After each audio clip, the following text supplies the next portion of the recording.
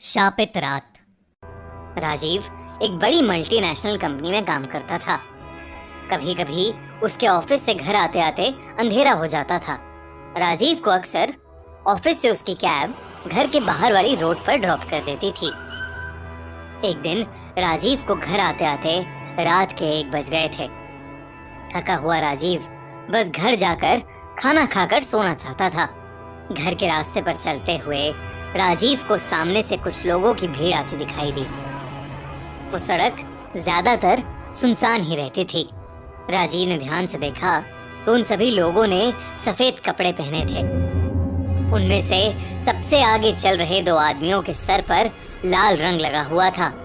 उस भीड़ में चल रहे कुछ लोगों ने एक पालकी उठाई हुई थी और सब बार बार मुड़कर उस पालकी को देखकर अपने हाथ जोड़ रहे थे और एक अजीब सी धुन में कुछ गा रहे थे। राजीव को ये बात बहुत ही ज्यादा अजीब लगी। उसे समझ नहीं आ रहा था कि आखिर इतनी रात में किस भगवान की पालकी ले जाई जा रही थी। राजीव उस भीड़ को इग्नोर करके अपने घर के रास्ते पर चलने लगा।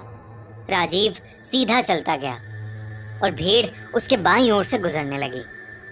जैसे ही राजीव को लगा कि उसने भीड़ को पीछे छोड़ दिया है, वैसे ही उसके कंधे पर किसी ने हाथ रखा। राजीव अचानक से पीछे मुड़ा और उसने देखा कि भीड़ के सबसे आगे चल रहे एक आदमी ने उसे रोका था। इससे पहले कि राजीव कुछ बोलता, उस आदमी ने कहा, तुम हमारी माँ को प्रणाम करे बिना जा रहे हो। राजीव की नजर पर्दों से ढकी पालकी पर गई तो उसे वो पालकी बिल्कुल खाली लगी। राजीव को वो लोग बहुत अजीब लग रहे थे। राजीव ने दूर से ही हाथ जोड़े और तेजी से वहां से निकलने लगा। तभी उसके पीछे से उसका हाथ किसी ने पकड़ लिया। राजीव ने देखा कि जो लोग पहले मुस्कुरा रहे थे अब उनके चेहरे एकदम गुस्से से भर गए थे। उन लोगों के शरीर का रंग नीला सा पड़ने लगा था।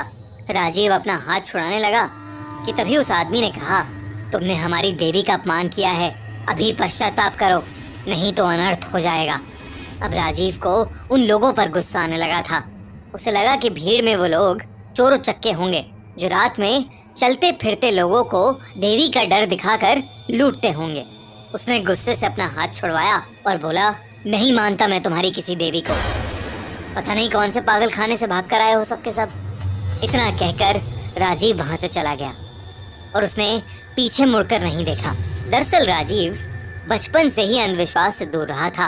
वो इस हद तक इन सब बातों से दूर हो गया था कि उसने भगवान में भी मानना बंद कर दिया था। राजीव अपनी चाबी से दरवाजा खोलकर घर के अंदर आया तो उसने देखा कि उसकी वाइफ श्रुति सो चुकी थी। वो उसे उठाना नहीं चाहता था, इसलिए हाथ धोकर अपने लिए खुद ही खाना लेने किचन में चला गया। राजीव अभी भी उन लोगों पर गुस्से में बौखला रहा था और अपने दिमाग को शांत करने के लिए उसने एक ड्रिंक बनाने का सोचा। उसने विस्की की बोतल उठाई और फ्रिज के ऊपर रख दी। फिर वो फ्रीजर से बर्फ निकालने लगा। तभी उस फ्रिज पर एक रिफ्लेक्शन में दिखा कि उसके पीछे एक आदमी खड़ा है। वो वही भीड़ वाला आदमी था जिसके माथे पर लाल रंग लगा था। अचानक उसकी रिफ्लेक्शन देख राजीव घबरा गया। दोस्तों, हमारे नए चैनल द क्राइम शो पर आ गई है एक दिल दहला देने वाले साइबर क्राइम के फ्रॉड की कहानी। आयुष जस्ट ग्रेजुएट हुआ था और वो जॉब ढूंढ रहा था, लेकिन फिर वो फंस गया एक ऑनलाइन फ्रॉड में जहां उसके लाखों रुपए दांव पर लग गए। देखिए हमारी कहानी ऑनलाइन हैकर और जानिए कि आयुष कैसे फंसा उस स्कैम में और क्या उसके पैसे उसे कभी वापस मिलेंगे भी। जो फ्रॉड हमने अपनी वीडियो में बताया है वो बहुत सारे लोगों के साथ हो रहा है, तो आप उसे देखना बिल्कुल भी मिस मत करना। वीडियो का लिंक पिन कमेंट में। और फ्रिज के ऊपर रखी बोतल फ्रिज से सीधा उसके पैर पर आकर गिरी। उस बोतल के टुकड़े टुकड़े हो गए और उस बोतल से निकला कांच उसके पैरों में घुस गया। राजीव बहुत जोर से चीखा और बोतल के टूटने से भी एक बहुत तेज आवाज हुई, पर श्रुति अपनी नींद से नहीं जगी।